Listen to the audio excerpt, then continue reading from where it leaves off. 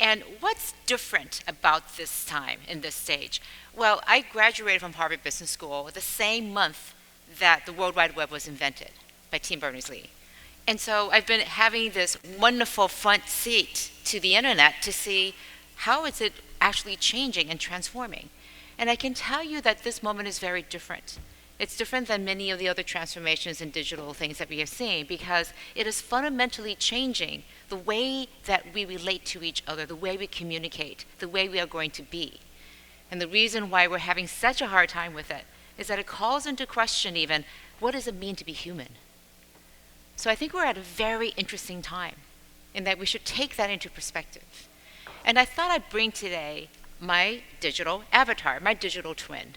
And so let's see if this works. All right, so this is my digital twin. I'm going to play it for you in just a second. And this is 100% AI generated. So let's see what it does. Oop, didn't play. Is the video there? It's not playing there for some reason. Darn, these things happen all the time. Is the video not on there? I think we downloaded the wrong file onto it. Okay.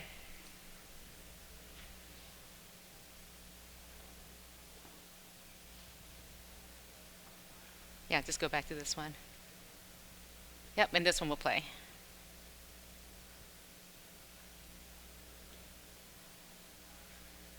Okay, let's play here. Do you have audio?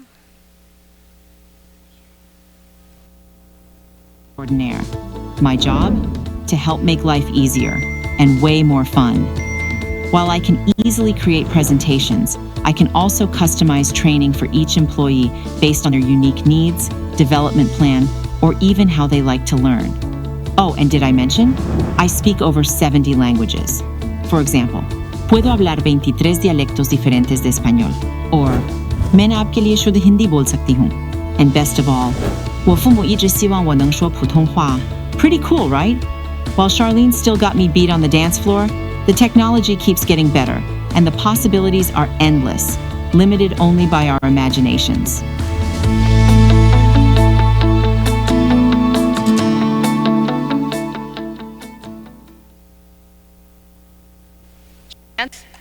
Okay, how many of you think that's really freaky? Like, okay, my hand goes up there. It's really weird to see myself doing something that I hadn't done before. And for those of you who were here on the panel before, it calls up lots of questions. Now, one of the reasons I developed this AI avatar is that one of the things when I saw AI come up almost 2 years ago, I said, how much of me is in there? Like all of my knowledge, because it's publicly available and published, and granted I hold a copyright, but my information is out there. All of it was in there. And if I asked the AI to be me, and I asked the questions that have been asked of it, it does a pretty darn good job of being me. So the question comes up, who am I then? How do I deliver value? When anybody who wants to ask a question can just go into ChatGPT and get a pretty good rendition of what I would actually say. So how do I keep up? How do I differentiate and continue to create value? And one of the ways I decided was if I can't beat this, I'm going to join it. And so the AI is going to be my way of being able to scale, to be able to speak all the languages that I can't to connect with new audiences, to create training that's customized, not just for a company, but for every single person's learning abilities. All of us learn separately and differently in a unique way. So how could we customize and personalize everything for those people? So when I think about this, the reason why it is so understandably difficult is what we call the uncanny valley.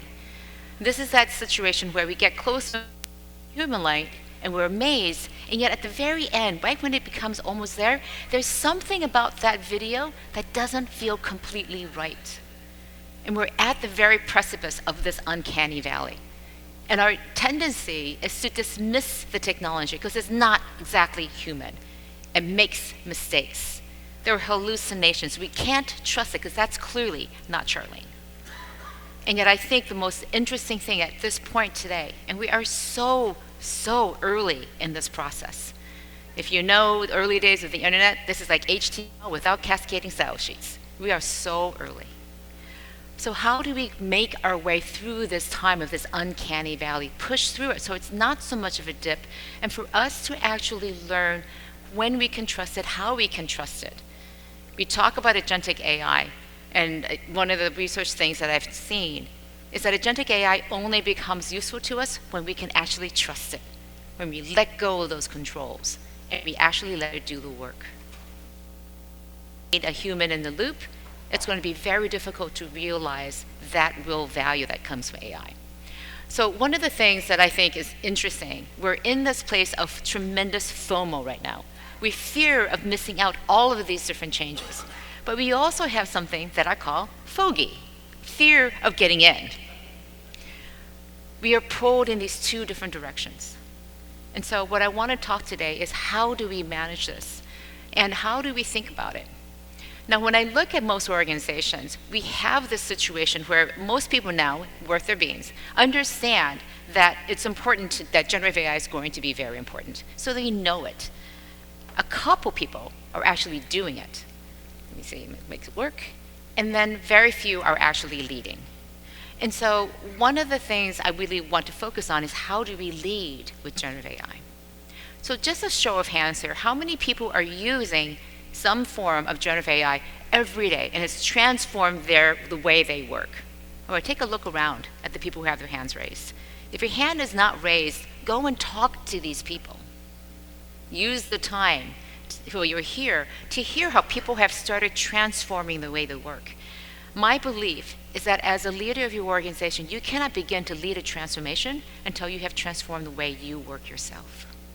It's impossible to talk about this in the same way to talk about any of these tools that we've had in the past, that Google search, mobile, all the things that we have available to us today, if you don't use them yourself.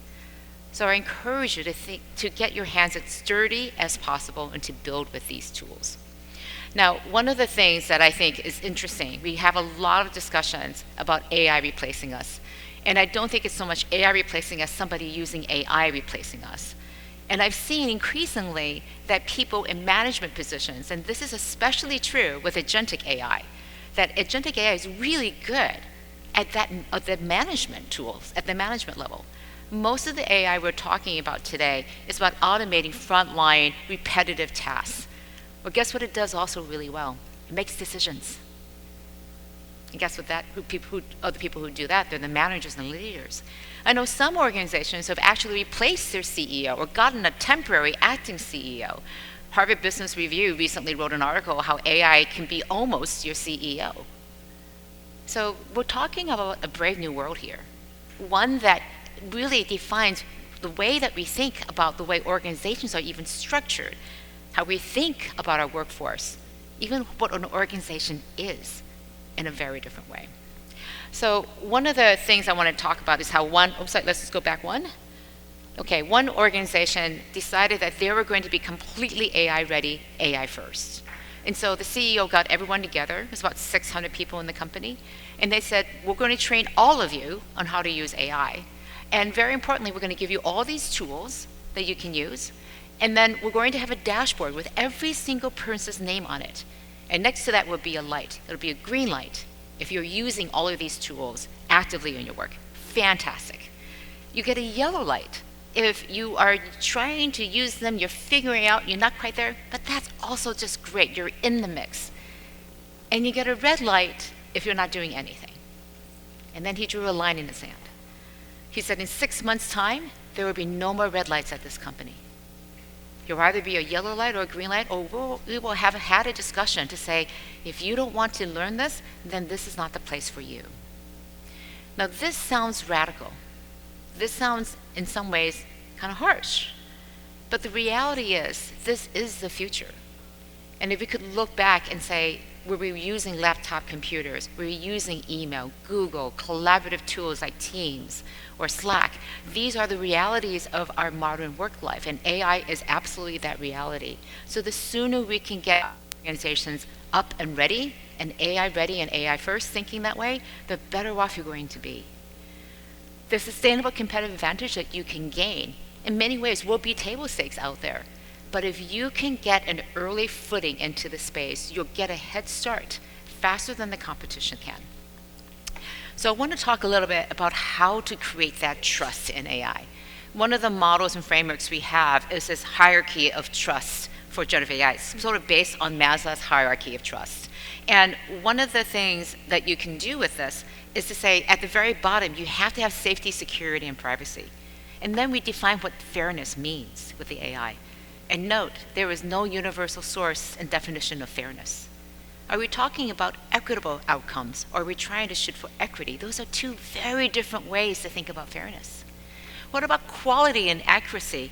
How do we trust that this is good quality? Well, do you need to have 100% accuracy? Probably, if you're running a power plant. But if you need to get marketing materials out as fast as possible, you may be less concerned about quality and willing to bend the rules there or have a wider definition of quality. So what is the definition of quality and accuracy that you're going to trust the AI to create? Finally, there's accountability and responsibility. What happens for making sure that AI is on track, and then transparency about when and how it's being used, being able to explain how AI is being used to make decisions. So this is a really helpful framework to say, how do we build the structures and the governance? And oftentimes when I say governance, people are like, yeah, I don't want to go near that. I love governance, because if you know what the rules are, if you know what the guardrails are, then you can go super fast. Good governance, what I call Goldilocks governance. Not too much, not too little, just the right amount to keep you going as fast as you can. All right, I want to go on and talk about the 3 steps I encourage you to have for getting people on board. First of all, get a secure ChatGPT, Claude, it doesn't matter, whichever program you want to have, you want to make sure it's not being used. Your data is not being used to train the model, so create that security. Then make sure you're going and training the top 2 levels of your executives. This is not about training the front lines. It's your top executives and 1 level below them, because they're the ones who think about strategy. And you want the people who think about strategy and competitive advantage and how to win in your marketplace front and center. And especially this is true if you're working in the government, because your constituents require that you think more strategically about how to use the scarce resources that you have. And the third part, very important part, is to start treating your intellectual property as IP. I'm sorry, the prompts as IP. So making sure you have places where you can collaborate, to share what the best practices are, where you're going to say, these are the ways that we work, and this is how we're changing the way we work. I mean, again, the ways that you prompt, engineer, or have these conversations is extremely unique to your organization. So as you're developing those best practices, make sure you're capturing those too as well and sharing them. So I want to go on and talk a little bit about the actual value. So this is a model that we have for the generative AI value framework. And people oftentimes say, where's the ROI of AI? Now, you can obviously look at efficiency as a starting point. A lot of people are saying, how do we automate, get more efficiencies, we reduce repetitive tasks, so let people do the things that are more interesting to them. So that will actually save a lot of cycles, will potentially reduce some jobs, but hopefully those positions are being used to do something separate, which is, again, enhancing customer experience. And from there, you can think about creating new products and services that then, using these capabilities and skills, will lead to disruptive transformations, creating new business models. And that in turn will drive more efficiency, more enhancement of customer experiences, so you can see how this becomes a self-fulfilling prophecy. Now, when I speak to organizations, the ones who are moving the fastest and the boldest, obviously, are the ones who start with the transformation in mind. Many companies now are going after use cases, have a long, long list of use cases, focusing on productivity and efficiency. That's great, but that can't be the ending point. I like to say that use cases are not a strategy. A strategy is the one that you have to run your business, and the way that you're going to achieve your objectives, and how can generative AI help you achieve those objectives and fill the gaps between them. So thinking about strategy, especially when it comes to generative AI, the key thing is to think really big, business big, organizational big. What are your key objectives? And then start small with some projects, but then scale as fast as you can. What I'm seeing with most generative AI strategies today is they think small, start small, and stay small. That's not the place where you want to be. So when you're thinking about strategy, one of the most important things is to be clear about what is strategy and what is planning. Many of us are in the strategic planning cycle right now, and this is a classic model for strategy from Roger Martin, which is a strategy cascade. And it's about what is our winning aspiration, where are we going to play, how are we going to win, the capabilities and skills that we have to have in order to do this, and then what are the key systems that we're going to use to manage and make sure this is actually executing. And that's very different than planning, where you have a list of initiatives and you say, this is how we're going to do them. Right now, similar to use cases, much of the planning that goes around Generative AI is around a bunch of initiatives, but it doesn't tie back into the strategy of what you are trying to do with your organization. What are you trying to achieve? What are the biggest gaps that you have that Generative AI can close? Use that as a starting point, then figure out the capabilities you need, and then put together all of that strategy with what I call your minimally viable team. This is not something to be done across the entire organization. Because whenever you try to do things by committee, guess what happens? It goes to the lowest common denominator of consensus. What you want to have instead is this very small team of the most high senior person who can think about strategy, somebody who understands the digital and AI and technology part of it, and it's probably somebody not from your traditional IT team, somebody who understands who your constituents and customers are or in product, somebody who understands the commercial aspect, if that is part of your business model, and then very importantly, somebody from HR. HR is almost absent from many of these groups.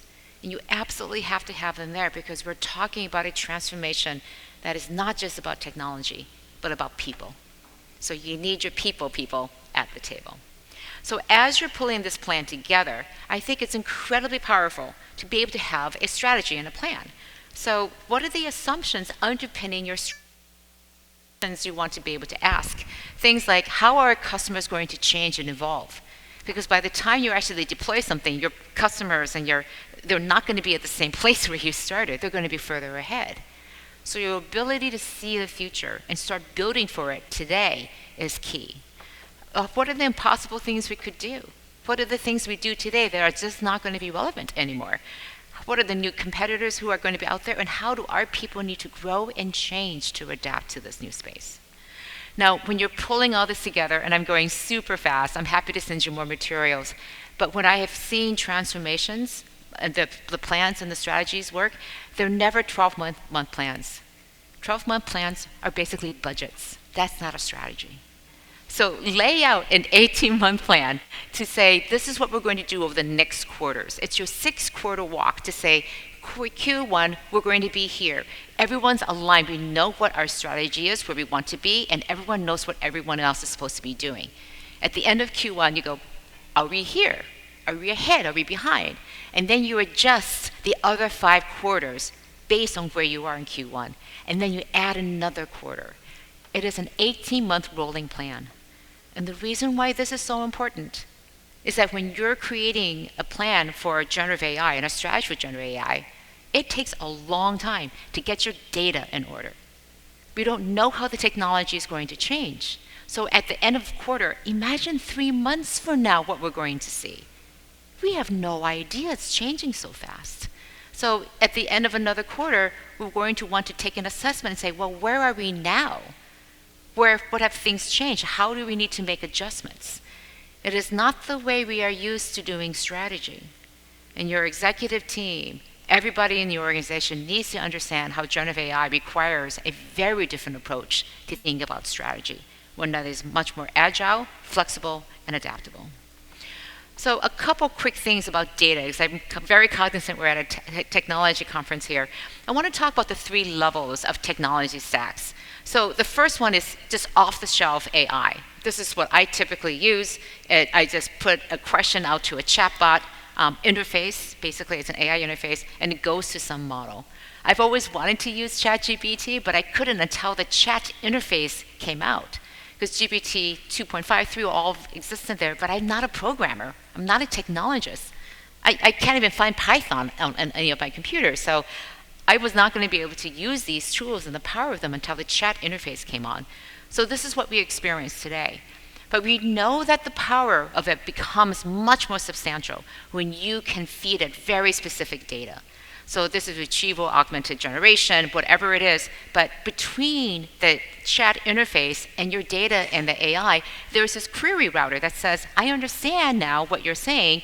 Go and use this data. And in fact, it may change and pick from various models depending on which is the right one to use.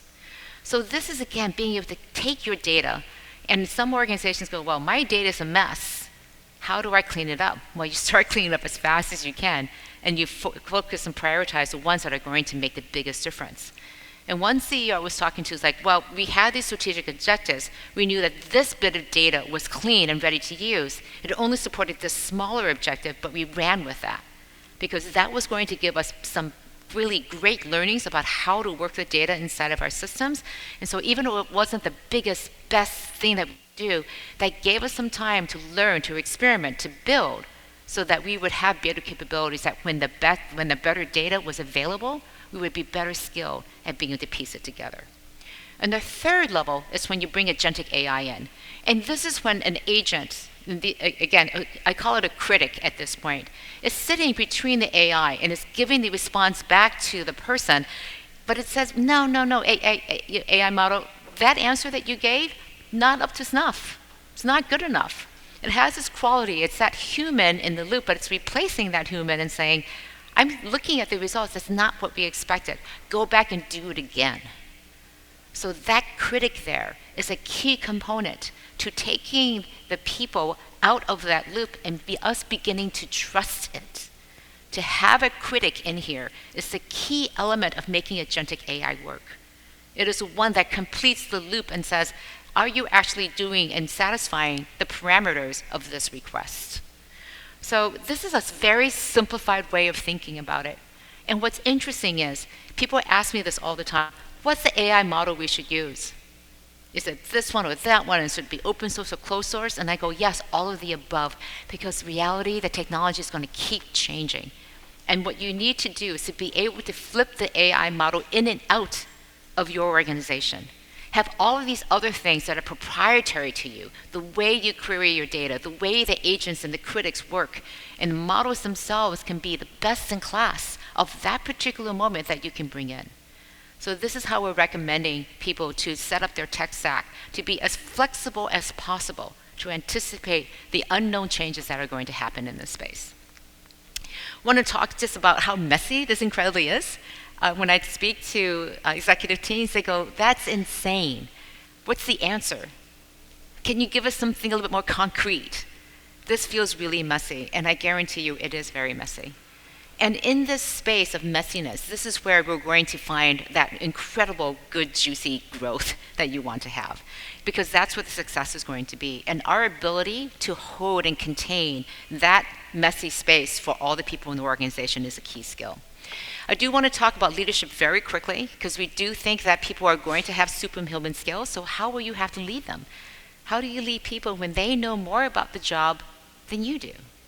And so I do think that our need to be in control as leaders is going to be challenged. How do we start thinking about leading an organization where we don't know all the answers? And in fact, we have to develop a very different skill. One where we are not asking, we don't have all the answers, but we're asking great questions, because it's impossible to know the answers. So our ability as leaders to step into this void of the unknown, to lead our organizations, to say, I don't know what the answer is, but I can ask the right questions to make sure we're on the same page, that we're heading in the same direction. So being able to lead with questions is going to be a very important skill. I just want to talk about culture very quickly. How many of you feel like you have a great culture to be able to adopt generative AI? A few hands tentatively go up. This is probably the most important thing to think about, because your success is less dependent on the strategy as it is the culture. If you have a great culture, you can navigate the strategy as much as you want. So build a strategy around a culture that is built for disruption. And if you don't like your culture, you can change it, because cultures are just simply made up of beliefs and of behaviors. And what I found in my research is that many organizations have beliefs that are ingrained in their cultures. So do this exercise. Sit around a table with your top executives and say, what are the beliefs that are holding us back? Put them on post-it notes so we can brainstorm silently, individually, and agree When you look at all of those things, these are the beliefs that we don't want to believe. Instead, replace them with new beliefs that you believe in. And I'll tell you the belief disruptive organizations are of openness, of agency, that every single person can have a sense of ownership and a bias for action. These three things are the beliefs that I have found in my research to be common across many disruptive organizations. So think about how you can replace those beliefs that are holding you back with some of these new beliefs that can instead move you forward. All right, I have just two more slides. The first question is, how is AI going to transform your role as a leader? We oftentimes talk about the transformational aspect of AI as a technology, but how is your role as a leader going to change? So think about, how are you going to lead? How are you going to show up as a role model yourself? And then also, how are you going to reassure and give confidence to all the very many nervous and anxious stakeholders in your organization? And I do believe that AI is going to make us better humans. I'm a realist optimist. I believe in this future. I believe that technology is neutral. We can decide whether it's going to be used for nefarious reasons. We can also decide we're going to use it for good. Right now, the nefarious users are winning because they're using it.